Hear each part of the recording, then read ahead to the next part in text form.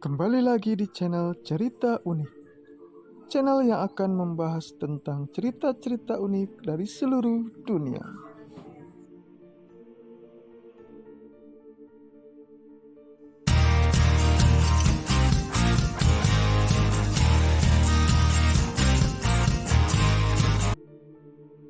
Di video kali ini, kita akan membahas pipa hokan, pelet yang berasal dari tanah Sunda. Seperti apa pipa hokan dan bagaimana pelet ini bisa berkembang di tanah Pasundan? Simak videonya sampai habis. Bagi kalian yang baru datang ke channel ini, silakan klik like, comment, and subscribe dan aktifkan lonceng notifikasinya agar kalian tidak ketinggalan video-video unik dari cerita unik dari seluruh dunia.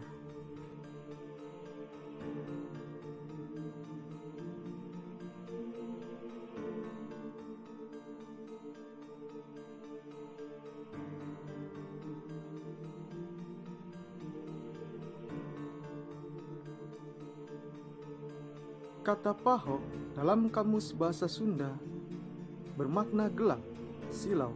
Pipa hokan adalah jampi yang membuat orang yang terkena sasaran lupa dan linglung. Sedangkan dalam kasanah ilmu hitam, pipa hokan merupakan jampi yang membuat orang pelupa sehingga mudah dikendalikan.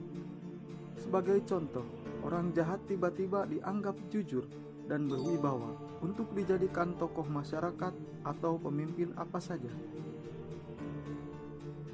Menurut seorang mantan dukun ilmu hitam di kawasan pantai selatan Samudra Hindia, jampi pipa hokan termasuk salah satu sihir yang paling ringan dalam deretan ilmu hitam yang umumnya kejam, membahayakan raga dan jiwa korban yang dituju.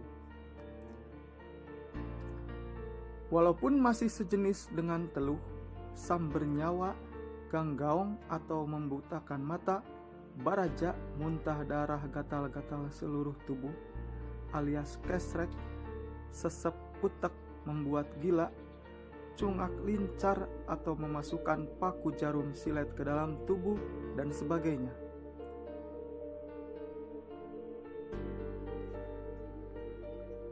Pipa hokan masih dapat dikatakan sihir yang ramah kemanusiaan, setara dengan pelet pengasihan, walaupun dampak akibatnya mungkin tidak berkemanusiaan dan tidak beradab.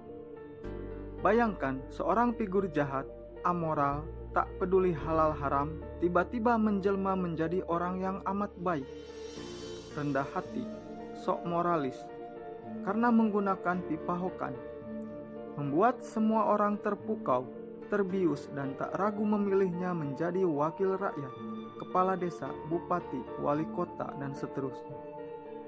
Dan setelah mantap menduduki jabatannya, ternyata yang dipilih salah, kembali ke watak asli, tanpa rasa malu, hanya mengandalkan polesan pencitraan belaka.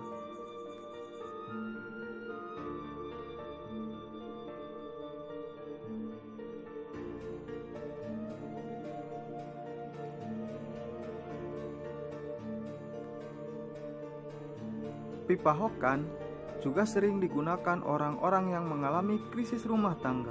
Suami istri bertengkar hebat, saling maki, saling ungkit kesalahan, puncaknya bercerai.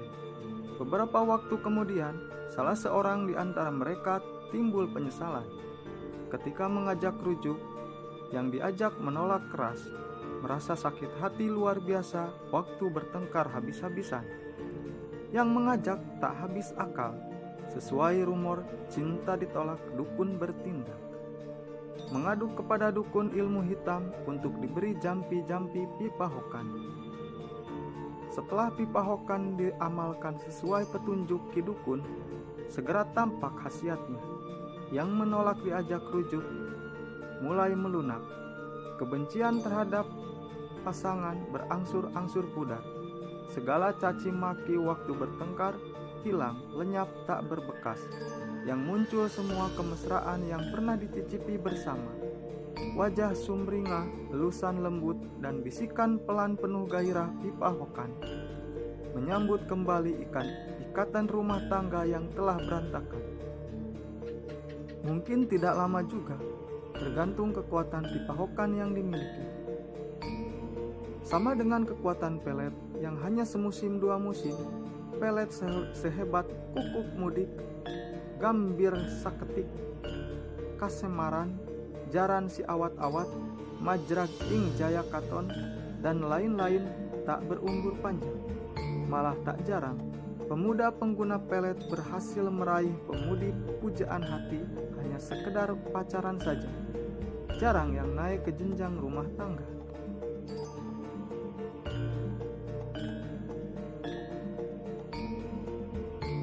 Hingga awal tahun 1970-an, ilmu hitam masih cukup bertahan. Namun makin kesini, makin menyusut. Jumlah dukun terus berkurang, terutama akibat sulit regenerasi dan perubahan lingkungan.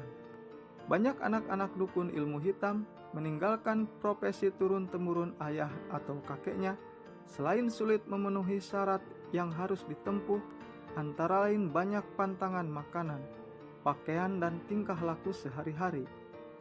Makanan semacam nasi ketan, sayur bersantan yang gurih-gurih sangat terlarang karena akan menjadikan ilmunya cambal, tak berguna lagi. Para dukun itu biasanya makan nasi basi, sambal, pedas yang sangat teramat pedas, minum air dingin atau cangkir batok, lalap atau mencoel sambal harus yang kasar seperti daun hamplas, serpihan bilik, dan lain-lain. Juga setiap malam Jumat gelap bulan harus berziarah ke tempat keramat tertentu yang dianggap angker atau sungil. Hingga awal 1970-an, para dukun teluh dari berbagai tempat di Jawa Barat, bahkan dari Lampung, suka ziarah berjamaah ke tengah hutan Sancang di Cibalong, Garut. Tidak jauh dari Guha Garogol yang dipercaya sebagai pemukiman Prabu Siliwangi. Setelah ngahiang secara misterius di hutan larangan itu. Di situ mereka berkumpul di bawah pohon wejrit, pohon yang mengandung getah beracun. Pada saat malam gelap pekat, mengadakan upacara khusus berupa ritual untuk memperkuat dan mempertajam ilmu mereka. Namun setelah pohon wejrit itu runtuh, kegiatan ritual pun lenyap. Seiring dengan lenyapnya para dukun itu, ditambah pula regenerasi para dukun terhambat berkat meluasnya lembaga-lembaga pendidikan agama Islam. Banyak anak cucu para dukun belajar di madrasah dan pesantren, sehingga mereka mengetahui ilmu sihir amat dilarang oleh agama, karena termasuk syirik, tahayul, dan hianat. Kasus pembantaian massal para dukun sihir seperti pernah terjadi di Kecamatan Cikalong, Kabupaten Tasikmalaya pada tahun 1978 dan pada tahun 1999 ikut juga mempengaruhi surutnya regenerasi para dukun. Pipahokan mungkin masih ada dalam bentuk modern atau mutakhir, dalam lahirnya berbagai lembaga pemoles pencitraan. Mungkin untuk hal itu perlu penelitian khusus dan serius.